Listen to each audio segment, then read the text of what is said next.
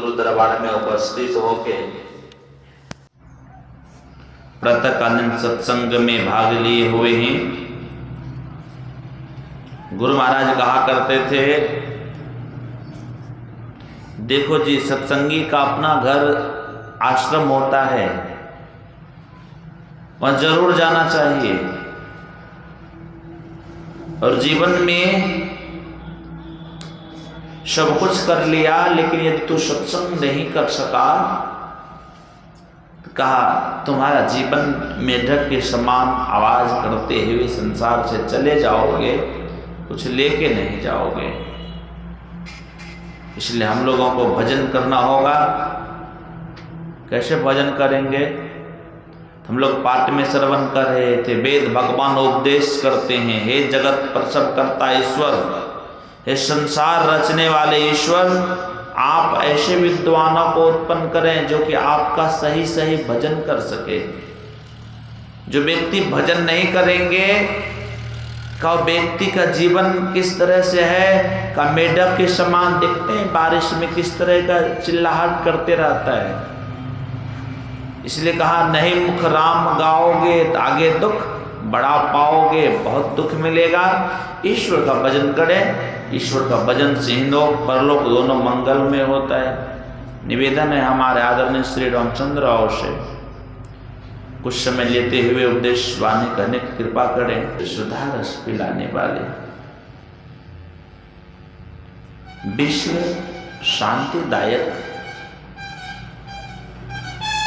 विश्व उपकार करता, विश्व शताब्दी के महान संत सदगुरु के पावन श्री चरणों में तुलसीदास का नमन। उपस्थित धर्म प्रेमी सज्जनों, धर्मशीला माताओं एवं भक्तिमती बहनों, शवों के अंदर बैठे हुए परम पिता परमात्मा को मेरा नमन है। इस यंत्र ध्वनि के माध्यम से श्रवण करते हुए धर्म उपासकों को भी मेरा नमन है। इस YouTube चैनल के माध्यम से श्रवण करते हुए धर्म प्रेमी सज्जनों, माताओं एवं भक्तिमती बहनों, प्यारे सच्चे नौजवान दोस्तों को भी मेरा नमन है। साथ साथ निवेदन है, गुरु महाराज जी की जय ध्वनि एक बार हम लोग बुलंद आवाज में पुनः करें। बोलिए श्री सद्गुरु।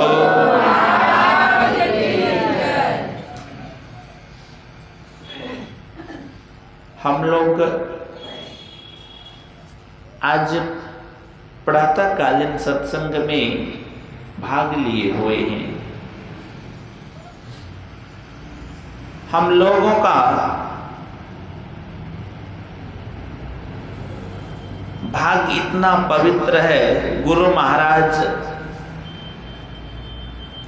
कुप्पा घाट में टहल रहे थे सुबह सुबह। गुरु महाराज हंसने लगे। कुछ रमलगन बाबा गुरु महाराज से कहते हैं, हुजूर आहा किया हासिल ये, इसी शब्द में बोलते हैं अंगिका भाषा में, तो हुजूर आहा किया हासिल ये। कौन कह रहे हैं ये बात?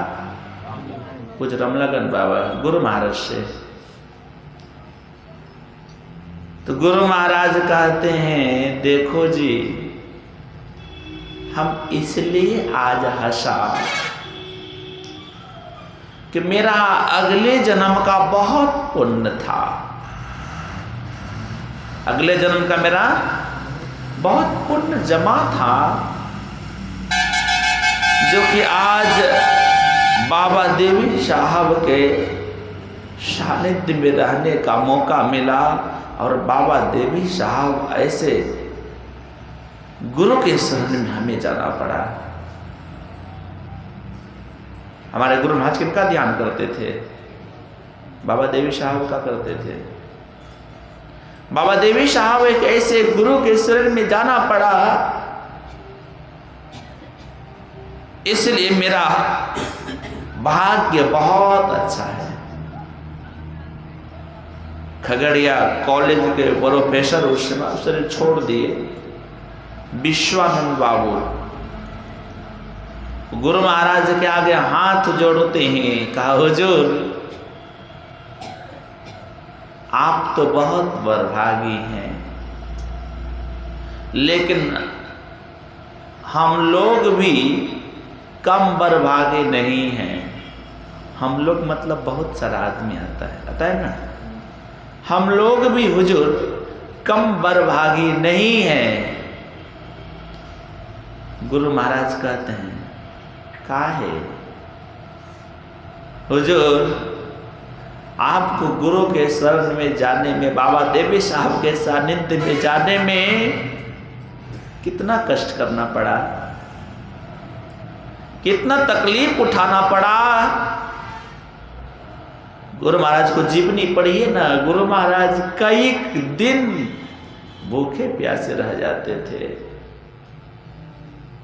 छाता था वो भी ये नाव से जो पार होता है खेवाई में दे दिए। कोपिन था, कोपिन भी आधा से अधिक चीर के दे दिए, फाड़ के। भोजन कई दिन तक नहीं मिलता था। सुदामा से भी अधिक प्रभु आपको दुख का सामना करना पड़ा। लेकिन गुरुदेव हम लोग तो घर परिवार में रहते हैं। वे विश्वानंद बाबू कह रहे हैं गुरु महाराज से कि हुजूर हम लोग तो घर परिवार में रहते हुए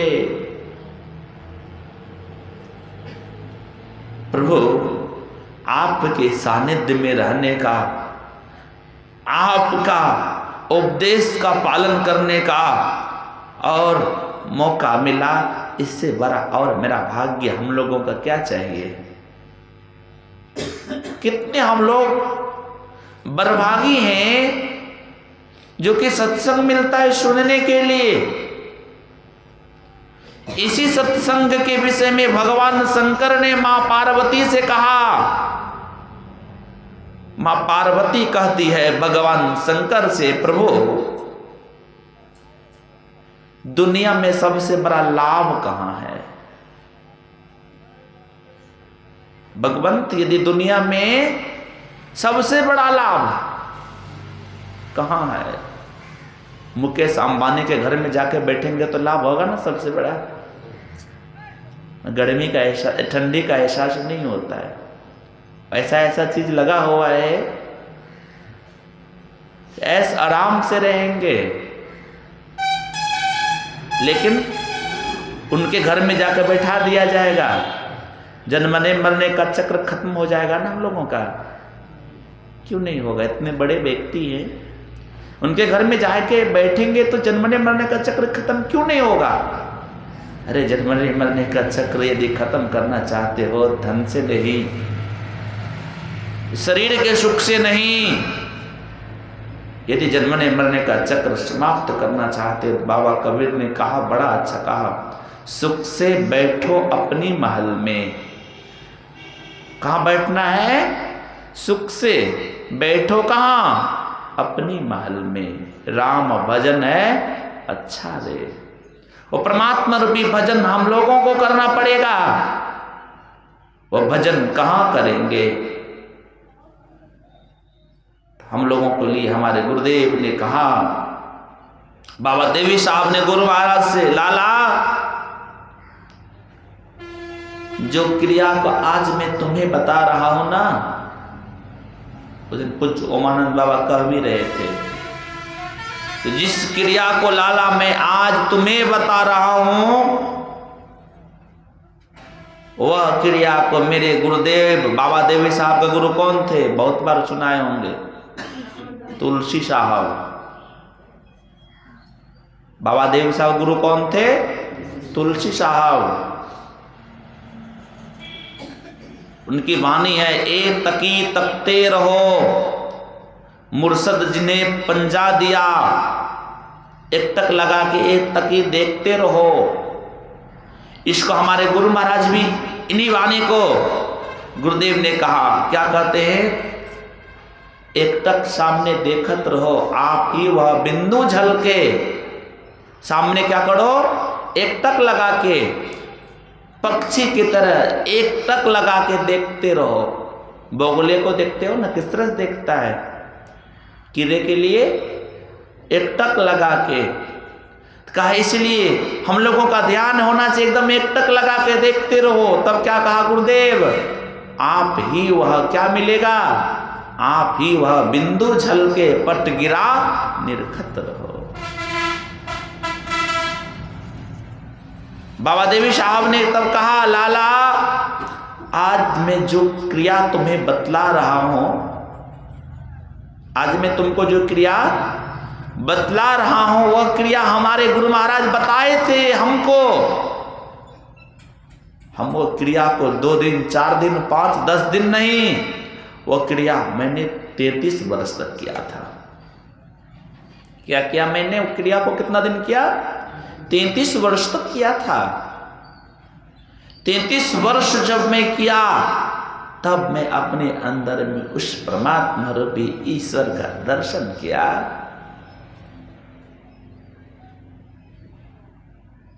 एक बार यदि दर्शन हो गया उस परमात्मा का, हमारे गुरु महाराज ने कहा,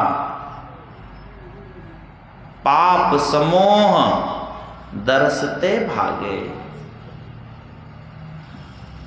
पहाड़ के समान यदि फैला हुआ पाप क्यों न हो, कई योजन तक पहाड़ के समान भी यदि फैला हुआ पाप हो, तो एक बार परमात्मा रूपी संत सद्गुरु का दर्शन कर लेने से वह पाप क्या हो जाएगा। तो गुरुदेव की वाणी, कर्म धर्म को जला खाक, क्या कर देंगे तुमको, कर्म धर्म को जला के समाप्त कर देंगे। लेकिन यह चमड़े का आंख सा, चमड़े रूपी आंख का दर्शन से नहीं होगा।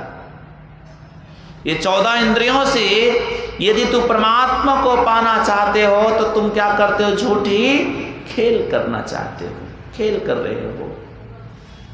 उस परमात्मा को देखने के लिए तो हम लोगों को कहाँ जाना पड़ेगा।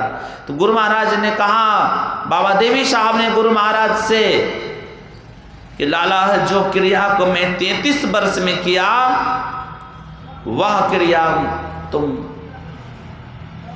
10 वर्ष कम से कम करो, और तो क्रिया जब करोगे तो उस परमात्मा का साक्षात तुमको दर्शन हो जाएगा।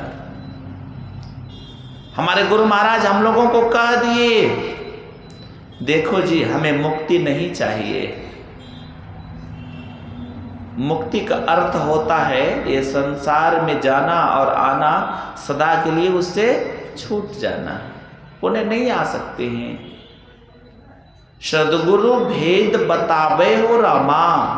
संत सदगुरु कौन भेद बताते हैं, का सदगुरु भेद बतावे हो रामा। क्या चीज के, अधर डगर को, उस रास्ते को गुरुदेव भेद को बतलाते। कैसा रास्ता है, तो हमारे गुरु महाराज ने कहा, क्या कहते हैं गुरु महाराज, तो गुरुदेव ने कहा, अद्भुत अंतर की डगड़िया। हे संसार को लोग, उस रास्ते को यदि तू जानना चाहते हो, अद्भुत क्या है, अद्भुत अंतर की डगड़े। वो रास्ता अपने अंदर में है, बाहर नहीं है।